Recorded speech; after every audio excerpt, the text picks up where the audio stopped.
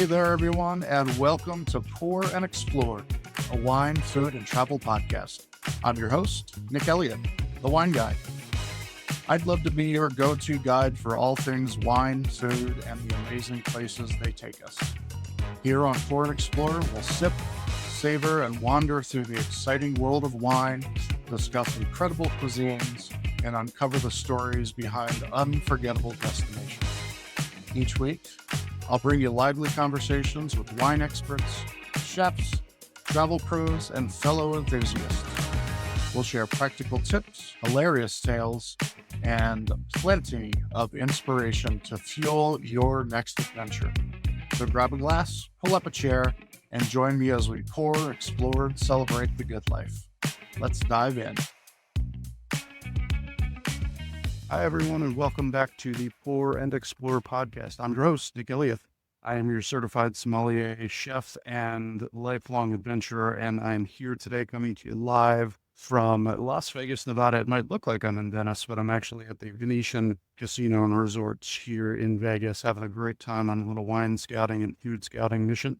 And today we're going to talk a little bit about wine labels and how to decode them. I hear from a lot of my customers and a lot of folks that I talk to that they are confused about wine labels and what's on them, what's all of the information, what does this mean, what does that mean? So today we're going to do a deep dive into how to read a wine label, get all of the information that you need from that label, and leave everything else behind. Please join me, pick up a glass, listen up, and let's learn about how to read that label that is on your favorite wine. All right, so my hope that by the end of this, you'll know how to read a wine label like a pro, spot those important details, and avoid getting duped by the fancy words and gimmicks. Grab that glass and let's dive in, shall we? All right, so let's start with the big question. Why do wine labels even matter? Well, they serve three main purposes. The first purpose is legal requirements. Many wine-producing countries have strict labeling laws, including here in the U.S., that dictate what has to be included on that label. So that's number one. Number two is consumer guidance. Labels help you understand what's inside the bottle if you know what to look for. And that's why we're listening today. And of course, there is marketing and branding. Some labels are definitely designed to attract you to the fancy words, the fancy colors and pictures and things like that. And they may not mean much to you depending on your buying habits. So today we're going to break down all of those things and give you some great tips on how to choose that best wine when you are off purchasing. Now, one important thing to note is the labeling laws, they do vary by country. So I'm going to break down those for you. In France, Italy, and Spain, what we'll refer to as the Old World wine regions, that's all of Europe.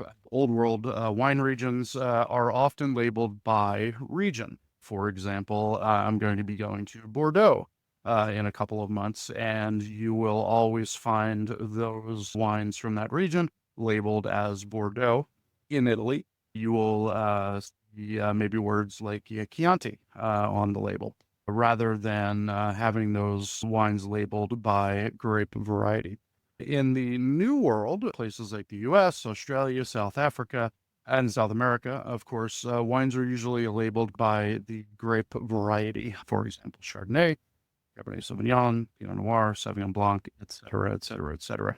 Just understanding this simple distinction can help you instantly decode a lot about the wine before you even pick it up. And we'll dive a little bit more into that in just a few minutes. Now, let's break down the most important parts of a wine label. Next time you pick up a bottle of wine, I'm going to throw some examples here in the B-roll over the audio. The first thing we're going to look at is the brand name and the producer. First, this is going to tell you who made the wine. Some brands are huge corporations, while others are small family-run wineries. If you see a producer's name that sounds artisanal, or estate-based, that is often a good sign. Now, of course, I'm not knocking the big corporations. There are many, many great wines that are being produced by those larger companies. However, I, of course, love to root for the little guy, and I will typically always choose to buy a smaller label, a smaller vintner from around the world, then choose one of those big labels. But don't take my word for it. Go figure it out for yourself. The next thing we're going to look for on that label is grape variety versus the regional name. If it's a wine that lists a specific grape, Cabernet Sauvignon, you know exactly what you're getting. But if it says Bordeaux or Chianti or Rioja, that means that the wine is definitely going to be labeled by the region and it follows certain legal blending rules.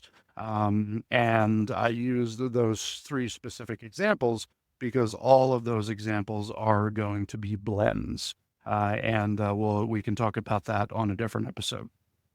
Another big feature of your wine label is going to be the vintage year. This is the year that the grapes were harvested. A vintage can tell you a lot about the wine, especially in regions where weather varies significantly year to year. And pro tip for you, if there's not a vintage year, it's likely a mass-produced wine. So I would say don't buy a bottle of wine that does not have a year on it. Another thing you're going to find on your wine label, of course, is the alcohol by volume or the ABV percentage. This number is going to be usually between 11 and 15%. And that's going to tell you a little bit more about the wine's style. The lower alcohol by volume, 11 to 12-ish percent. It's going to be lighter, a little more refreshing. Think a Riesling, Prosecco.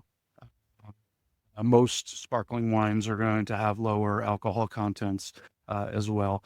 Higher ABV, the 14, 15 plus is going to be bolder, have fuller body. And wines like these are going to be Zinfandel, Syrah, definitely on the red wine side. I've seen some pretty high volume Chardonnays as well, but you're going to find those in mostly red wines, I would say, in general.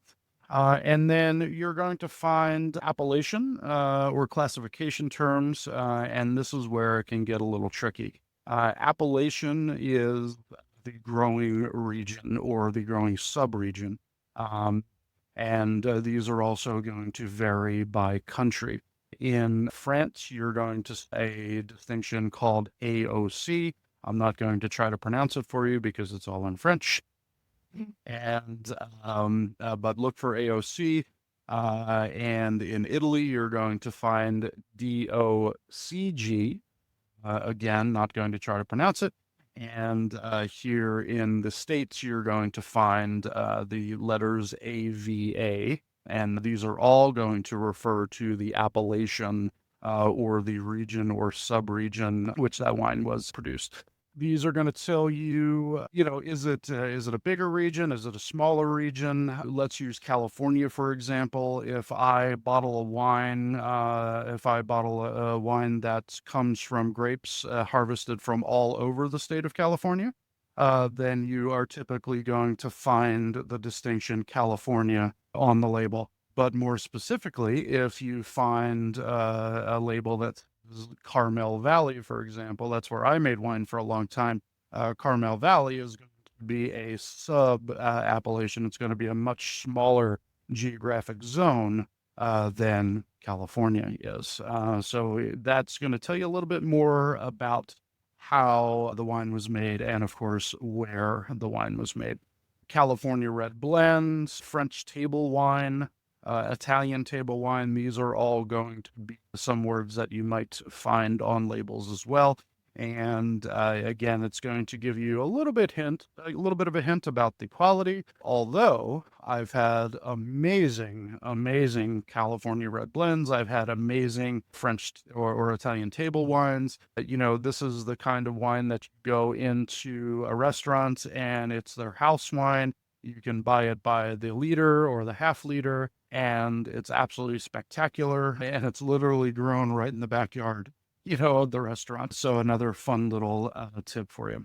Some other things that you might find on your wine label are buzzwords, marketing terms. And I'm going to dig a little bit deeper into this because I want to be very specific about what I'm saying when it comes to this kind of thing.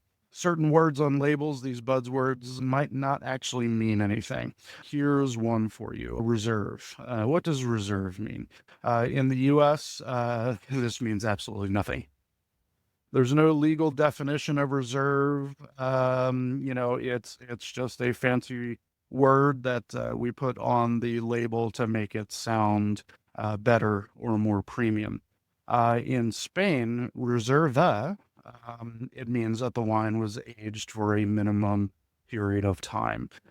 So again, seeing the distinction between what we're able to do here in the States versus what they can do, especially in the old world, Italy, Germany, France, Italy, etc., very, very strict on their wine laws and how not only can they be produced, but also what their labels, how their labels read. Old vine, it sounds pretty cool, right? But unless it specifies how old those vines are, could very well be meaningless. So watch out for that. Look out. I mean, if you care, and if you're listening to this podcast, you probably care.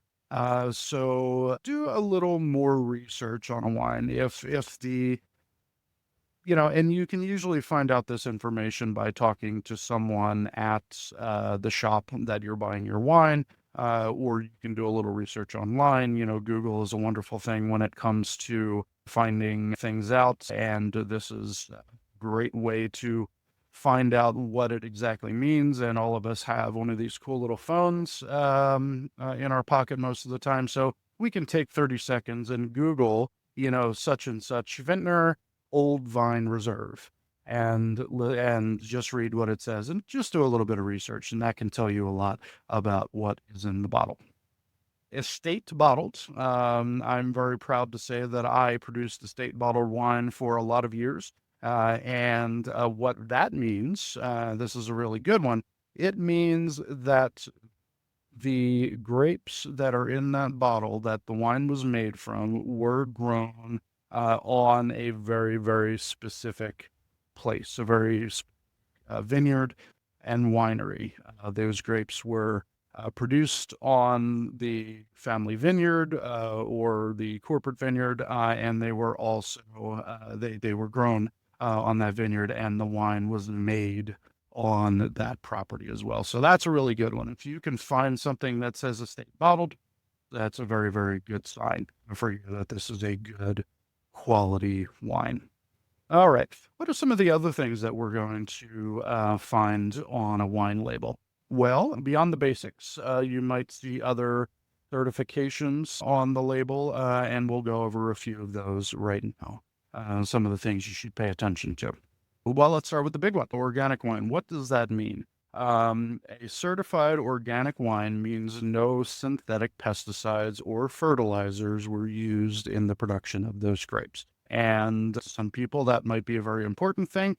To other people, it may not. I would say a majority of wineries around the world do produce their wines by organic means. They may not be certified organic. Again, this is where a quick Google search might come in handy. Is such and such a wine organic? Put it in there, see what it says. Google's real good about that kind of thing. Another buzzword you might see is biodynamic. Biodynamic wines. These wines certainly do follow the organic principles.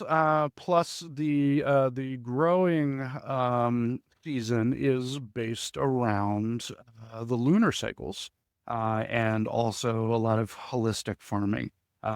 Really, really taking into account what's going on, not only in the vineyard, but also what's going on around the vineyard as well. It's very, very important.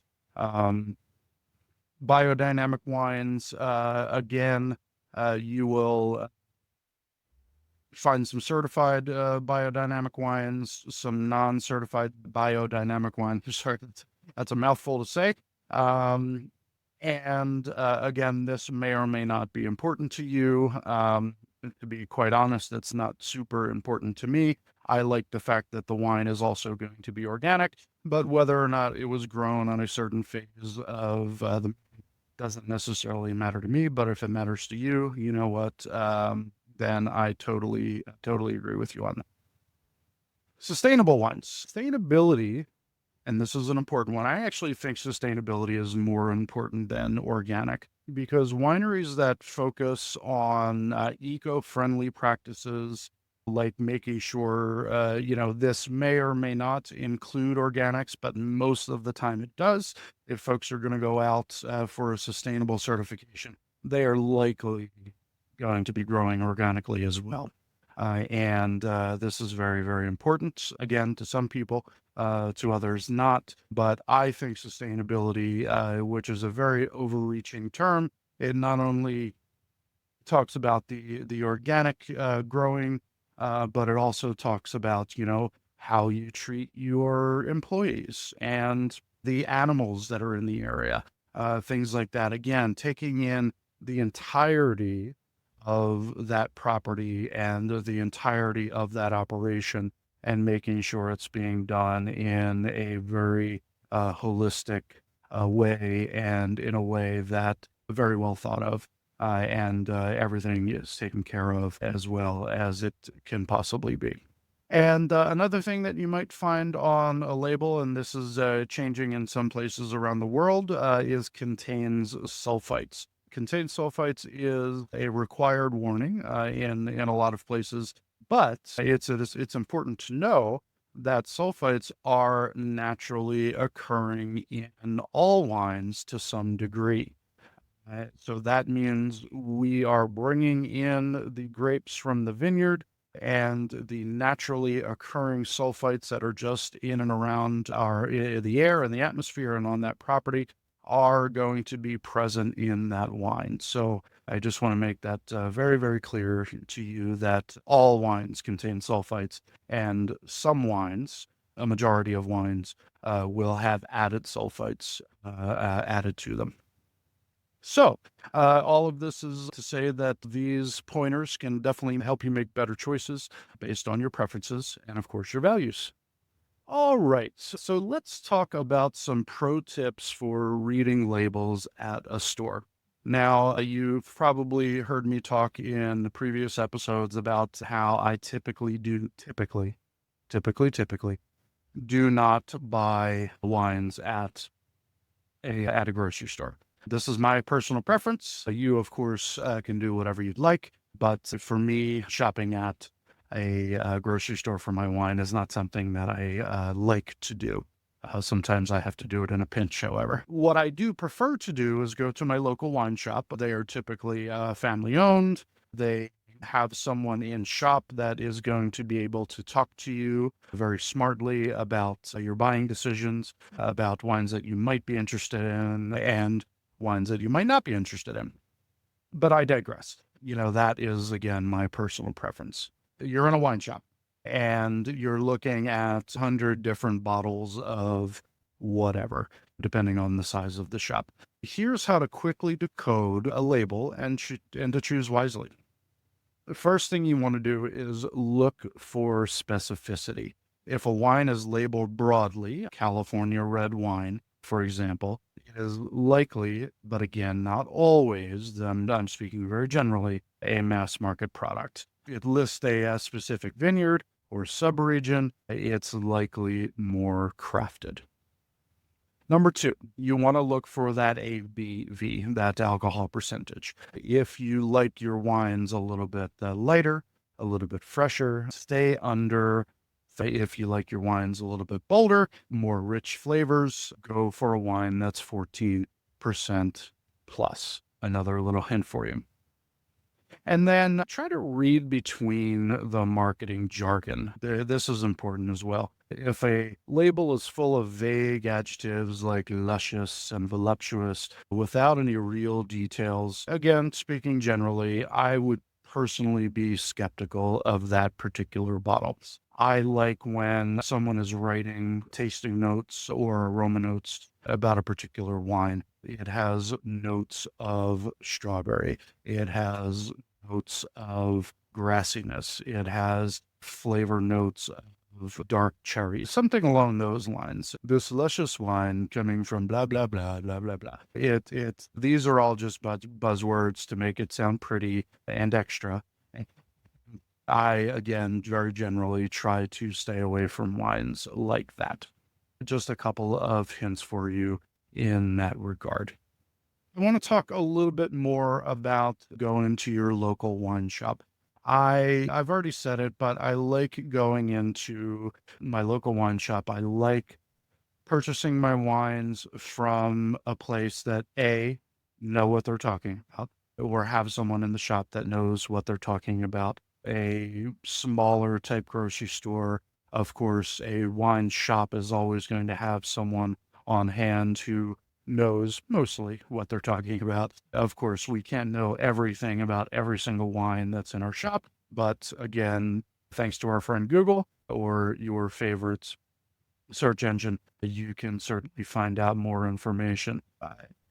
If you're in the store and they're available, I definitely recommend talking to them, because not only are you going to get an education on that particular wine that you're likely going to choose, but you're also going to get an education on wines that are in and around that vicinity as well. And by vicinity, wines that are like that wine that you're looking for. You may be a big fan of, I'm just making this up as I'm going along, maybe you're a big fan of Sauvignon Blanc, California Sauvignon Blanc, let's say. If you're a big fan of California Sauvignon Blanc, then you are probably going to like Sauvignon Blanc from other regions. White Bordeaux, for example, is an amazing example of Sauvignon Blanc, produced in quite a few different styles in France. So it's likely that you're going to find one that you enjoy. And instead of drinking, you've heard me talk about this in previous episodes as well, spread your wings a little bit and choose something that is in the area of the wine that you like, and try something new. You know what? 9 times out of 10, you're going to like it. For that 10% that you don't like, you know what? Then just don't buy that bottle again. But I love, this is my job, of course, is to try new wines. So I love going and finding a Cabernet Sauvignon from Napa, Cabernet Sauvignon from Washington, and then a Cabernet Sauvignon from, of course, Bordeaux. You can even find cabs in Mexico nowadays, things like that, and give them a try. It's really a lot of fun to try these new things. And again, 9 times out of 10, you are going to be pleasantly surprised. So go into the wine shop, talk to the person. They're going to give you a great education on what's available, not only in their store, but they also might lead you to a completely different thing that you may not have tried before, which is always fun to do. That is your crash course in reading a wine label. Again, in the video portion of this episode on YouTube, on the Wine Guy YouTube channel, you're going to find all of my video podcast episodes, and there you will be able to find some specific examples that I've marked up, wine labels that can help you along during this podcast if you'd like to do that. And while you're there, don't forget to subscribe, and don't forget to leave me a comment. I'd really love to hear what you had to say. So next time you're in a wine shop, definitely take a closer look at the label and tell me what you can decipher. So recap, we learned today whether a wine label is going to list a grape or a region. We talked about looking for vintage. We talked about looking for alcohol by volume, and these things are going to give you an idea as far as style goes. And I would say the last big thing is don't fall for marketing tricks. Just because the bottle says reserve on it doesn't mean that it's any better than the bottle next to it that doesn't say reserve on it. And of course, know the rules, at least generally, of the particular region whose wine you are going to taste. Now, I want to hear from you. If you're listening to this podcast on YouTube. Maybe you're catching a clip of it on Facebook or TikTok or Instagram. Send me a pic of a wine label that confuses you. Send me a pic of the label and I will help you decode it. I'm happy to do that. You can also DM me on social media or shoot me an email. That email address is going to be cheers@thewineguy.vin. That's cheers@thewineguy.vin. You're always welcome to shoot me an email, and I'm happy to help in any way I possibly can. And again, if you enjoyed this episode, please subscribe, leave me a review, and share it with a fellow wine lover. Until next time, everybody, remember to keep wondering and wandering, and cheers. Have a great day. Thank you so much for tuning into this episode of Pour and Explore. I'd love to hear your thoughts, your stories, and your questions, so you can drop me a line at cheers@thewineguy.vin. That's cheers@thewineguy.vin. Or let's connect on TikTok, Instagram, or Facebook. Grab those links on my website at thewineguy.vin. Until next time, let's keep wondering and wandering. Cheers, everyone.